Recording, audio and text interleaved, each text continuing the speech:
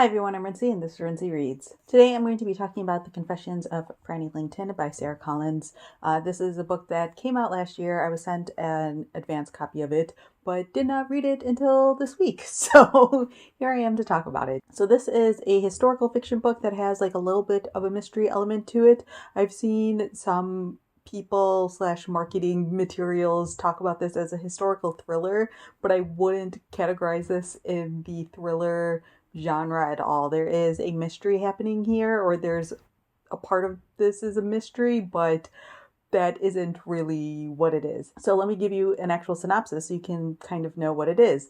So you are following this character named Frannie Langton. She is a Jamaican woman.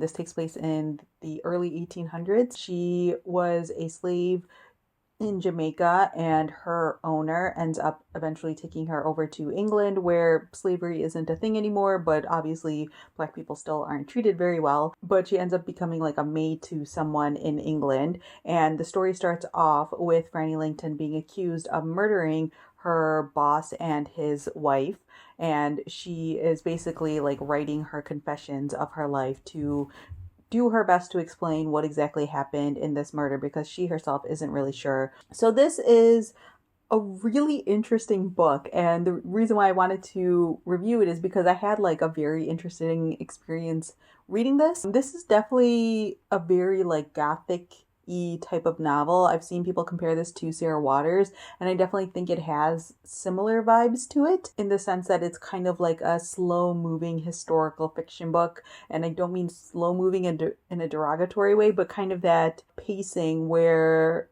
you start things off really slowly, and then just sort of like as the book goes on, like the pressure slowly builds over time to the like what I think is like the climax of the story, and where things get really intense really fast. I actually listened to this on audiobook, and I definitely recommend that if you are someone who listens to audiobooks. This was available on Hoopla, so if you have access to Hoopla, I definitely recommend that.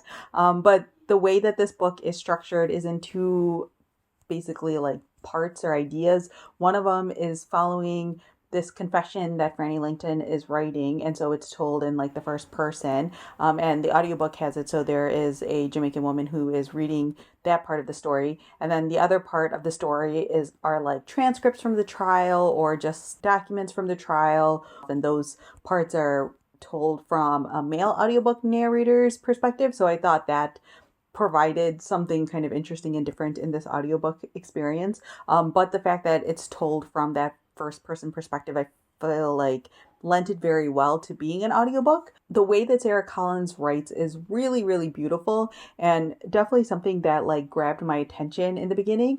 Like I said, this is kind of a slow moving story, and so when I've tried to read this book before, but I could tell like the writing style just wasn't really clicking with my brain. But then listening to it, I think really helped me get into the groove of the story and the groove of the writing and stuff like that. But I think that if you're someone who reads a lot of like Gothic fiction or reads a lot of like classics and things like that, you'll not really have a problem like with that like I did. One of the things that's mentioned really early on in the book that Frannie Langton is writing is she says like she doesn't want to write a slave narrative, but she kind of ends up doing that anyways, but it's a very different sort of narrative than like the quote unquote typical slave narrative that a lot of people, or at least that I am familiar with. And I think that's partially because like none of this takes place in the United States. And so I think a lot of times when people think of slave narratives, they think of either stories that take place in Africa and or the United States, and this takes place in Jamaica and England, and it's not really a typical slave narrative, but it does have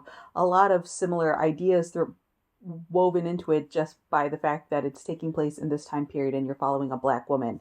But Frannie Langton lives a very, I don't want to say unusual life, but she leads a life that has a lot of layers and a lot of sort of turns and peaks and valleys to it. I think that if you read the book like Washington Black, that one is sort of a more lighthearted, I suppose you could say, although there are a lot of parts in that book that aren't really lighthearted. But I feel like that book explores kind of some similar things just because there are parts of this book that talk about the science and experiments that a lot of people did in regards to Black people in a really like terrible way. I don't want to go into that too much because I feel like that's sort of woven into a lot of this plot.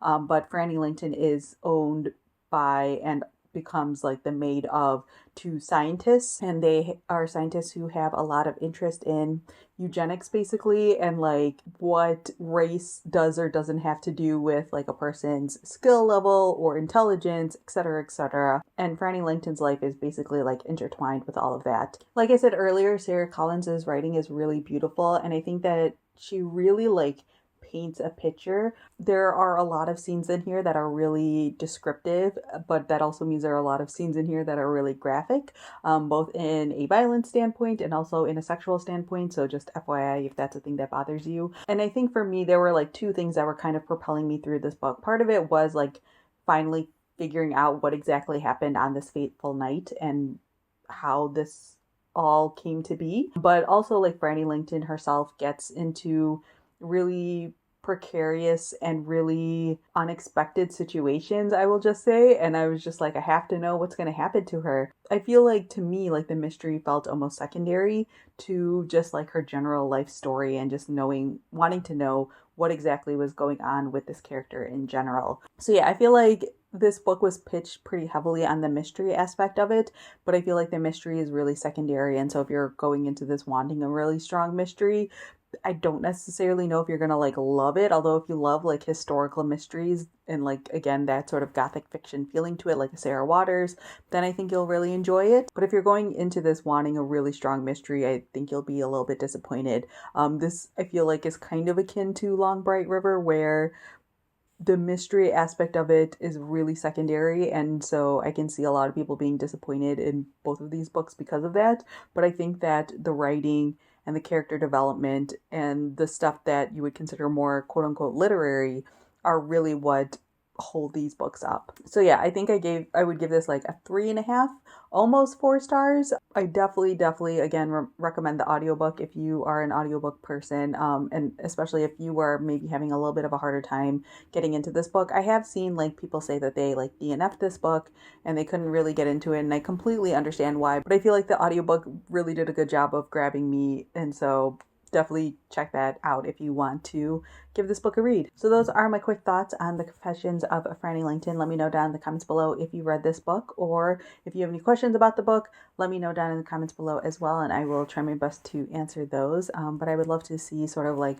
what other people thought of this book. I know a lot of people, or I know people who basically fall on like both sides of the spectrum of enjoying this book and not enjoying this book, and I can definitely understand both sides of the argument, but I feel like by the end of the book it basically won me over, and it was, you know, compelling enough to keep me going, and in an age and time when I seem to be DNFing things really hardcore, I have to give it props for that. So yeah, let me know down in the comments below your thoughts on it. So yeah, that's all I have for now, and thanks for watching.